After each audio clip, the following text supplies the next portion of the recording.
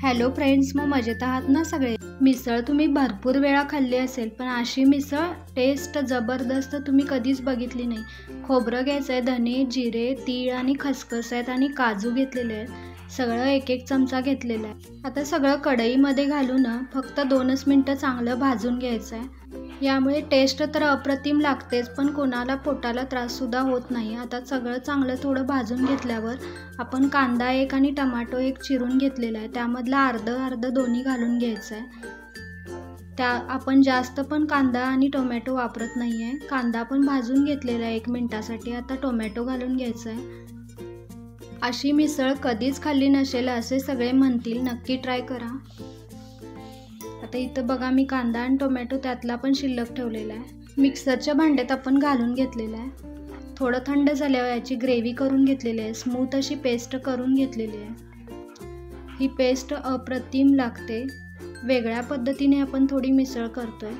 आता तेल कट होण्यासाठी 4 ते 5 चमचे तेल घातलंय. मोहरी आणि जिरे घालून घ्यायचे आहेत. कढीपत्ता घालायचा आहे. कांदा घालायचा आहे उरलेला आपण ठेवलेला ना थोडा, त्यातला कांदा घालून चांगलं परतून घ्यायचं आहे. आता लसूण आणि अद्रकची पेस्ट घालून घ्यायची आहे. यामुळे पण टेस्ट जबरदस्त लागते. तुम्ही लसूण कांदा खात नसाल तर नुसता टोमॅटो घालून भाजून वरून ती पेस्ट घालू शकता. आता ते पण 2 मिनटं चांगलं भाजून घ्यायचं आहे. आता इथं मीठ घालायचं आहे, म्हणजे टोमॅटो लवकर भाजले जातात. आता आपण पेस्ट केलेली ना ती घालून घ्यायची आणि तेल सुटूपर्यंत चांगली भाजून घ्यायची आहे.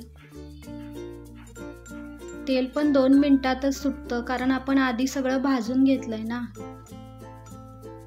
जास्त वेळ पण लागत नाही. तुम्ही पण अशाच प्रकारे करता का? कमेंटमध्ये नक्की सांगा. बघा, तेल पण सुटलेलं आहे. आता 2 चमचे लाल तिखट घातले, हळद घातलेली आहे आणि काळं तिखट 2 चमचे घातले. सगळं चांगलं मिक्स करून घ्यायचं आहे. बघा, लगेचच तेल पण सुटलेलं आहे आणि कलर पण खूप छान आलेला आहे. आता मटकी घालायची आहे, मोड आलेली. फक्त आपण मटकी घालून ही मिसळ करतोय. सगळं चांगलं 2 मिनटं तेलात परतून घ्यायचं, म्हणजे मटकी पण लवकर शिजते. आता झाकून ठेवायचं आहे 2 मिनटासाठी. आता उसळ पण शिजलेली आहे. आता गरम पाणी घालून घ्यायचं त्याच्यामध्ये, म्हणजे कलर पण छान येतो. हवा तसा दाट किंवा पातळ रस तुम्ही ठेवू शकता. खरं मिसळला थोडा पातळच रस छान लागतो, कट तयार होतो ना त्याचा. आता मी इथं पाणी गरम घालून घेतल्यामुळे लगेचच कलर आलेला आहे. आता काटदरेचा मिसळचा मसाला घालून घेतलेला आहे मी इथं. टेस्टला जबरदस्त लागतो. सगळं चांगलं मिक्स करून घ्यायचं आहे. आता सगळं बॅलन्स होण्यासाठी मी इथं चिमटभर साखर घालून घेतलेली आहे, म्हणजे तिखट आंबट बॅलन्स होतं. आता मीठ आपण टमाट्यात पण घातलेलं आहे, बघून मीठ घालायचं आहे. बघा, कलर किती छान आलेला आहे ना. तुम्हाला जर काळा तिखटची रेसिपी पाहिजे असेल तर मी डिस्क्रिप्शनमध्ये लिंक देत आहे, नक्की चेक करा. झाकून ठेवलेलं आहे 2 मिनटं. मिसळ तयार आहे. मग कोण करून बघताय? चला तर मग पुन्हा भेटूया अशाच नवीन रेसिपीसह. तोपर्यंत खुश राहा, मस्त राहा आणि खात राहा. लाईक, शेअर, सबस्क्राईब करायला विसरू नका.